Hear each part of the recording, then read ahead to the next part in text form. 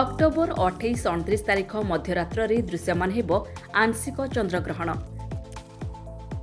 ଆଂଶିକ ଚନ୍ଦ୍ରଗ୍ରହଣ ଭାରତର ସମସ୍ତ ସ୍ଥାନରୁ ଦୃଶ୍ୟମାନ ହେବ। ଗ୍ରହଣ ରାତି 1:05 ଆରମ୍ଭ ହୋଇ 2:24 ଶେଷ ହେବା ନେଇ ଭୁବନେଶ୍ୱର ପାଣିପାଗ ବିଭାଗ ଗୁରୁବାର ସୂଚନା ଦେଇଛି।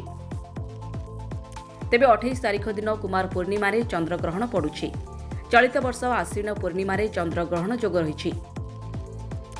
ଆସନ୍ତା 28 ତାରିଖ ଶନିବାର ରାତି 1:05 ଗ୍ରହଣ ଲାଗିବ। ରାତି 2:22 ଚନ୍ଦ୍ରଗ୍ରହଣ ଶେଷ ହେବ। ଅର୍ଥାତ୍ ପ୍ରାୟ 1 ଘଣ୍ଟା 17 ମିନିଟ୍ ଧରି ଚନ୍ଦ୍ରରେ ଗ୍ରହଣ ଲାଗିବ। ନିୟମ ଅନୁଯାୟୀ ଏହାର 9 ଘଣ୍ଟା ପୂର୍ବରୁ ପାକନୀତି ଏବଂ ଦେବନୀତି ତ୍ୟାଗ କରାଯାଇଥାଏ। ତେଣୁ ଶନିବାର ଅପରାହ୍ନ 4:05 ପୂର୍ବରୁ ସମସ୍ତ ଦେବନୀତି ସମ୍ପନ୍ନ ହେବ। ଏମିତିକି ପାକ ତ୍ୟାଗ ମଧ୍ୟ ନିଷେଧ ରହିବ।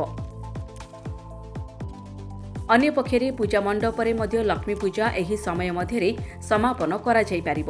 ଗ୍ରହଣ ଲାଗିବାର 9 ଘଣ୍ଟା ପୂର୍ବରୁ ପାକନୀତି ଓ ଦେବନୀତି ତ୍ୟାଗ କରିବାକୁ ହୋଇଥାଏ।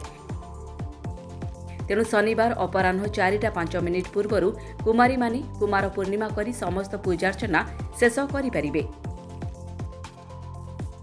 ପରବର୍ତ୍ତୀ ଚନ୍ଦ୍ରଗ୍ରହଣ ଯାହା ସେପ୍ଟେମ୍ବର 7, 2025ରେ ଭାରତରୁ ଦୃଶ୍ୟମାନ ହେବ ଏବଂ ଏହି ଦିନ ପୂର୍ଣ୍ଣ ଚନ୍ଦ୍ରଗ୍ରହଣ ରହିବ। ଗତ ଚନ୍ଦ୍ରଗ୍ରହଣ ଯାହା ଭାରତରୁ ଦୃଶ୍ୟମାନ ହୋଇଥିଲା ତାହା ନଭେମ୍ବର 8, 2022ରେ ହୋଇଥିଲା ଏବଂ ଏହା ସମ୍ପୂର୍ଣ୍ଣ ଚନ୍ଦ୍ରଗ୍ରହଣ ଥିଲା। ତେବେ ଚନ୍ଦ୍ରଗ୍ରହଣ ପୂର୍ଣ୍ଣିମା ଦିନ ଘଟିଥାଏ ଯେତେବେଳେ ପୃଥିବୀ, ସୂର୍ଯ୍ୟ ଏବଂ ଚନ୍ଦ୍ର ମଧ୍ୟକୁ ଚାଲିଆସେ।